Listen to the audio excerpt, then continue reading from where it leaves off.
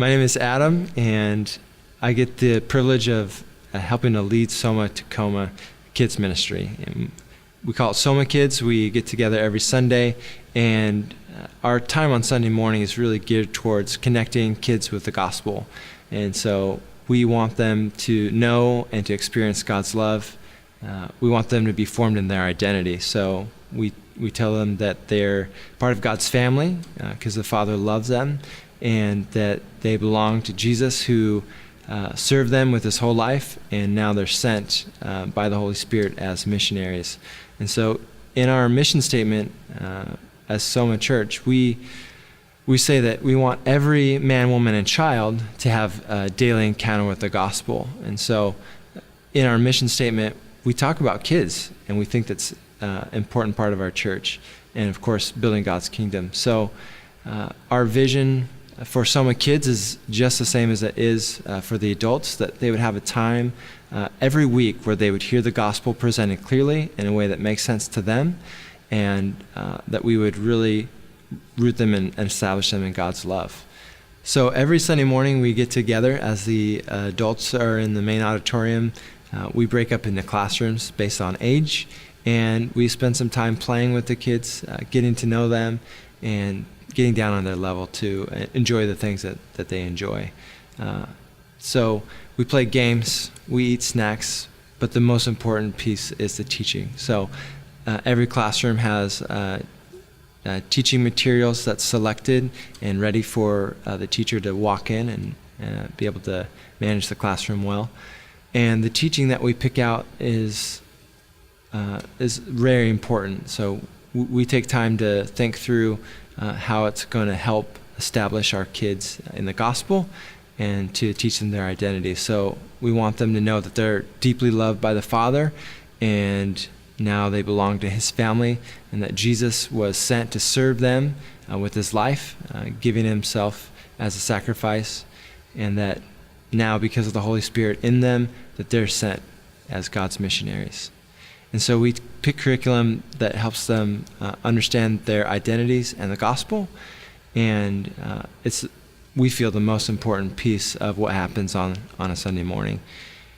And of course, we think that parents are the primary disciple makers of their kids, but what we're doing on a Sunday is designed to supplement that and to give it a little bit of a shot in the arm. So whenever the kids are coming to get picked up by the parents, we try to take a moment to make a connection and talk about something, whether it's an issue with discipline that we work through on that Sunday morning, or if it was an insightful answer that they gave to a question that a teacher had asked, or if it's just talking about a memory verse that they can work on over the week. We try to make some point of connection so that we're helping the parents be better disciple makers of their kids. And even if it's just a short conversation on the car ride home, I feel like that's something and that's important as parents learn to be great disciple makers of their kids. So leading a kids ministry is not without its challenges. I'm a volunteer. I don't get paid to do this, and none of the people that serve with me do. So it can be challenging to get the help in the right places where you need it every week. And it seems like there's always some kind of fire that you're putting out. So it could be a problem with the check-in station, and parents are waiting there trying to get their kids checked in, and they can't because your computers are not cooperating. Or maybe it's forgetting to bring the snacks, or oftentimes I feel like it's me forgetting to print out the curriculum. So the teachers are coming to me asking, is there a lesson on this Sunday? So those kind of things are going to happen, and we're learning to not let those little things, or maybe big things, derail us from the mission of loving on these kids and making sure that they're hearing the gospel. So I'm also learning that I really need the Spirit's help to be empowered to do his ministry. So I find that a lot of the focus that I do is on kind of the minutia, like making sure that there are labels and the internet's working, and that all the teachers are where they should be and the kids are too. But sometimes it's easy to get lost in those details, and it even feel like what you're doing is insignificant. But it's not if you have the love of the Father.